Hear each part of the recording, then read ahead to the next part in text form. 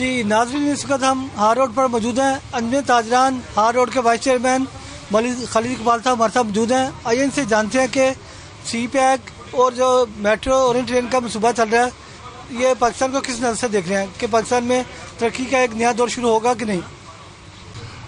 ماشاء اللہ جی، نظام T V آج کل بڑا ایکٹیو ہے. ہم تاجروں کے اندر لاہور کے جتنے بھی تاجر ہیں ماشاء اللہ نظام ٹی وی پہ آج کل آ رہے ہیں. نظام ٹی وی بڑا اگریسولی ان کو پروموٹ بھی کر رہا ہے اور خود بھی اللہ تعالیٰ ہماری دعا ہے کہ نظام ٹی وی پروموٹ ہو.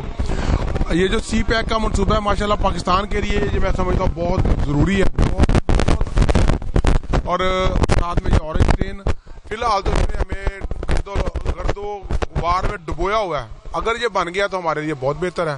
اور سی پیک کو ہماری دعا ہے اللہ تعالیٰ پاکستان اور چائنا کو یہ جتنی اس کی دوستی ہے اس کو بڑھائے اور ہمارے پاکستان کے لیے جو بہتر سے بہتر اور بھی زیادہ مواقع ہیں اور ہماری جو دوستی ہے اس کو اللہ تعالیٰ کامیاب کرے.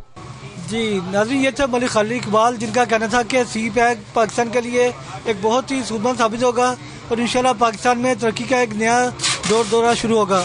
کیمرہ مین عبداللہ سلطانی کے ہمراہ ڈاکٹر شاہد استقلال، نظام ٹی وی، لاہور.